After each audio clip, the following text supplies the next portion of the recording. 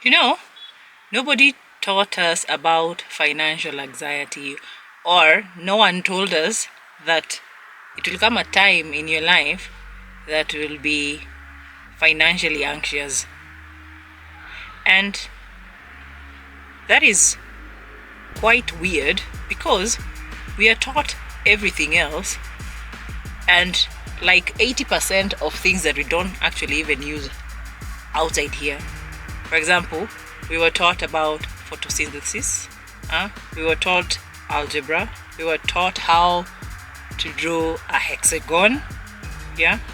But come to think about it, nobody pulls us aside and tells us the secret or whispers something as important as one day you'll stare at your bank account as an adult and you'll stare at it for like 20 minutes without blinking.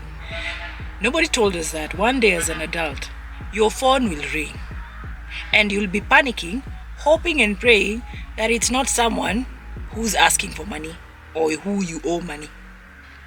Nobody told us that one day you might wake up at 3 a.m. just because your brain suddenly remembered a bill. Nobody. But one way or another, we were taught how to make money, or we saw our parents or our guardians what they were doing to make money. But we were not taught how to survive emotionally when money gets tight. And you see, that's the problem. Stay with me.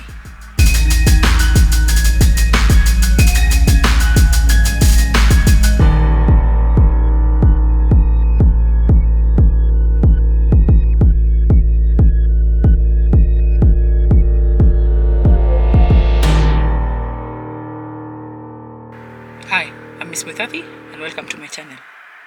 I talk about personal finance, building wealth, money stuff, life, without pretending that everything is just easy.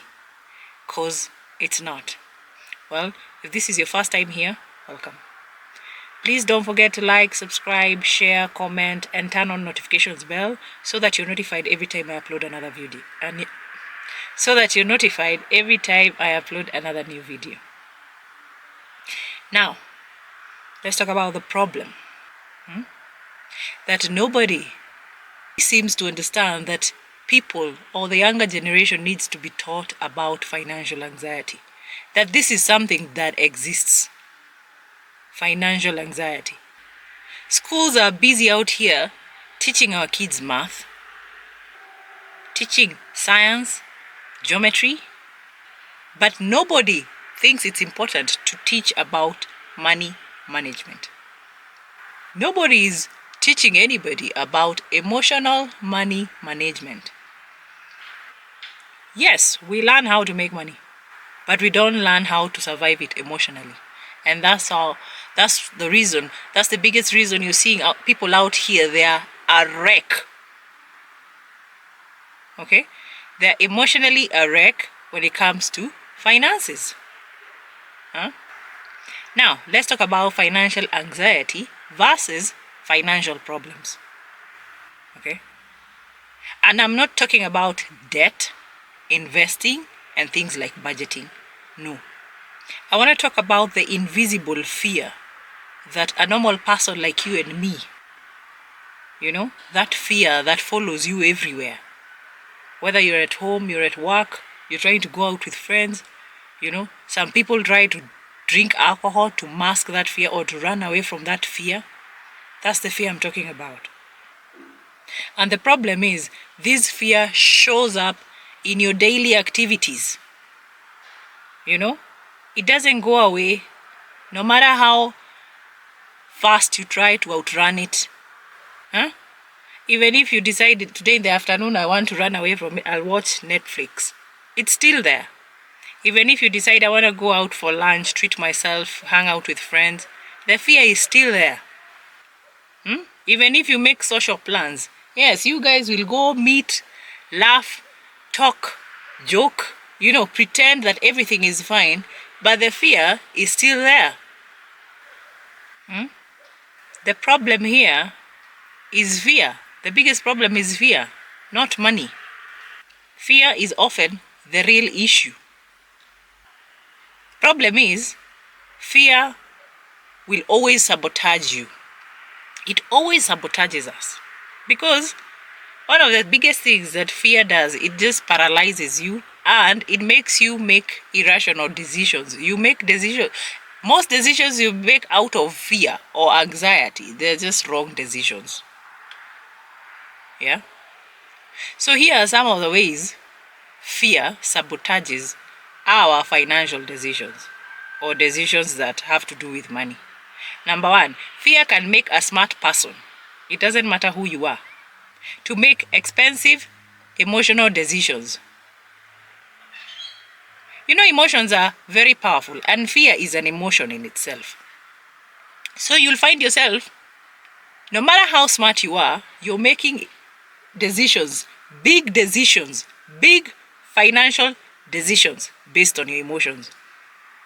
For instance, fear. And that's why you'll see when someone is afraid and the first person you come across tells you to invest in this, because of fear, you end up putting a chunk of money in an investment that you've not even done like due diligence. That's like an example. Okay? Fear is the reason why there's even things like Black Fridays. Huh? Fear is the reason there's an offer.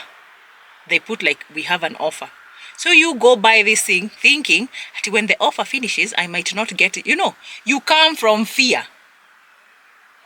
And it's so sad. We live in a time where people are selling fear to you.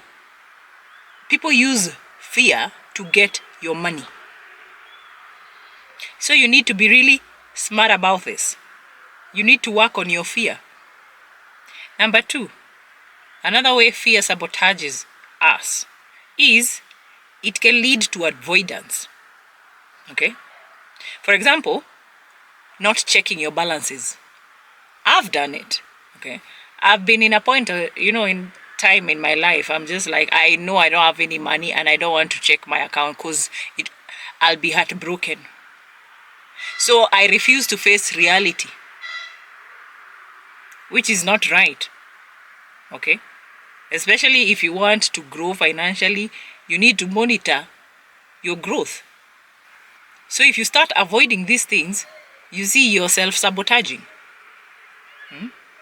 Number three, fear tricks us into spending on things just to make ourselves feel better. And that's another trick people use out here. Ati kurudishia mwili asanti. Ati I'm thanking myself, I deserve this. Ati I deserve this. So you go overspend or buy something that seriously you do not need, just to make yourself feel better. But when you look at it, it's fear masked in something else. You're anxious about something or you're just afraid about something. But to make yourself feel better, you go and spend money just to make yourself feel better. Thus, sabotaging yourself. And lastly, anxiety makes decisions for you, while you sit helplessly in the passenger seat.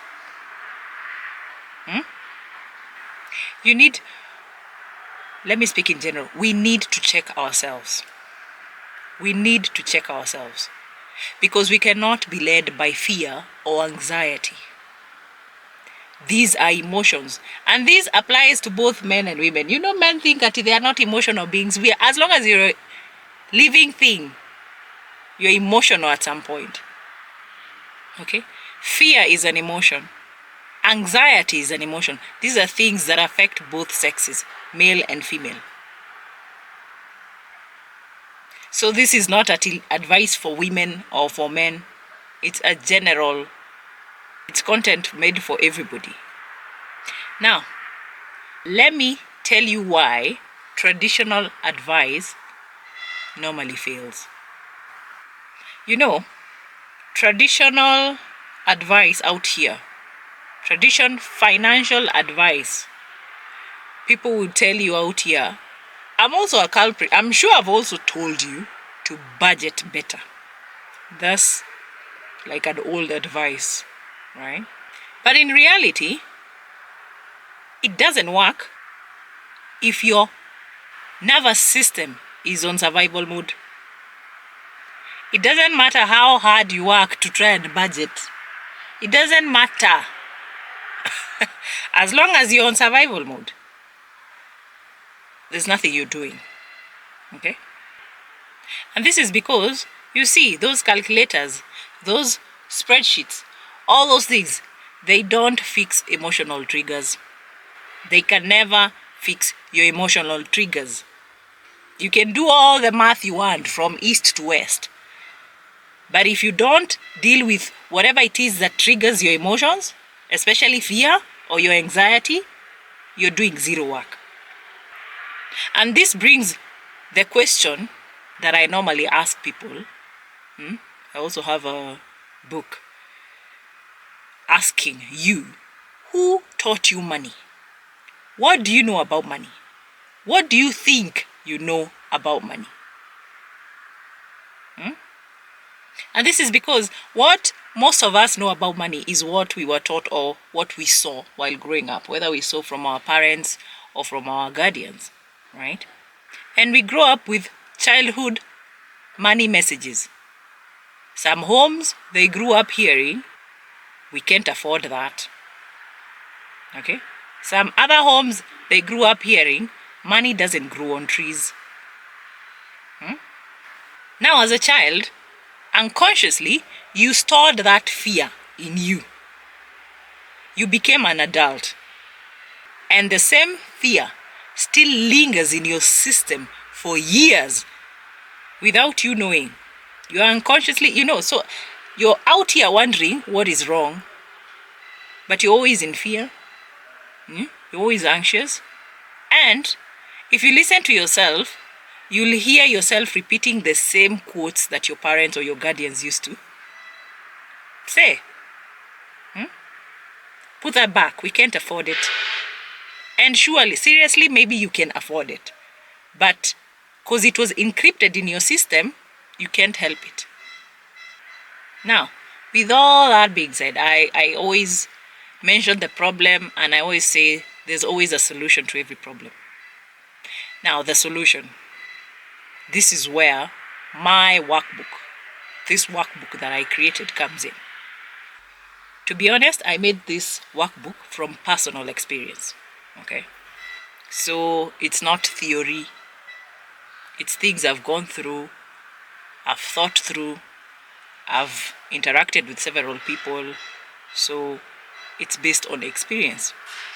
It includes things like questions, patterns, triggers, and exercises that you must take. I designed this workbook so that it can be able to help you untangle emotions before making money decisions. Okay? Some of the workbook features are reflecting on money habits, identifying emotional triggers, interrupting panic-driven decisions, and of course, replacing chaos with calm, page by page. So you should go get yourself this workbook. To be honest, I made this workbook written from the trenches, not a pedestal. For me, it was about progress, not being perfect. Okay? Progress over perfection. And it's because over time, living with fear, financial anxiety, I came to understand that healing, it doesn't matter what kind of healing, may it be financial, mental, psychological, emotional. All forms of healing start with awareness. Okay? You start with awareness and slowing down. The anxiety sticks around because nobody teaches you how to process it.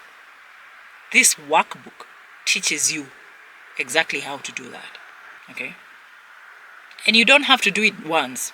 Yes, you can download it once, But you can always make copies and repeat the exercise, the questions, and after maybe you can give yourself 6 months, a year. It depends on the type of person you are. Okay? Personally, I started writing things down, like questions, triggers, what it is that triggers me, things I wished someone had asked me years ago. And eventually, that's when I stared at what I was writing and I thought to myself, why should I keep these things to myself? It's not worth it. It won't help anybody. It shouldn't stay in my notebook. It should become a workbook. Okay? So, don't think of it like another motivational ebook that is telling people to stay positive or think positive. No, this is not what that is. Okay? And this is because I know people out here, you and me, nobody needs another quote over a sunset. Yeah? People need tools, questions, exercises, space to breathe. Because I felt like that is what I needed. So this is what I believe you need. A place to untangle your emotions. A place to untangle what's happening before making another money decision, whether big or small. The Financial Anxiety Survival Guide Workbook. It's designed for the person whose heart races. Huh? You're having heart palpitations before opening your bank account. This workbook is for you. It's for that person who feels guilty every time they spend some money. I used to be that person. Okay? It's also for that person who's tired of carrying money stress alone. It is practical and it's honest. Of course, if you choose to answer honestly. Yeah. Yeah. And it's built by someone who's lived through financial pressure and not someone speaking from a perfect life, because I have not lived that perfect life. I would be lying. Okay? I'm still rebuilding. I'm still learning. Maybe that's why this workbook might feel different for you the same way it felt different for me. So if you're out there and you've been carrying financial stress alone, or you're out there and you've been carrying financial anxiety in silence, I hope this becomes the conversation that nobody had with you. The link is in the description if you'd like a copy. And if this video reminded you that you're not the only one who lies awake at night, stressed, wondering, thinking about money, then leave a comment with one word: breathe. Okay? Just write breathe on the comment section. No explanations, no life stories, just breathe. Because maybe, just maybe, that's where your healing starts. I'm Miss Muithathi. Thanks for watching. I'll see you in the next one.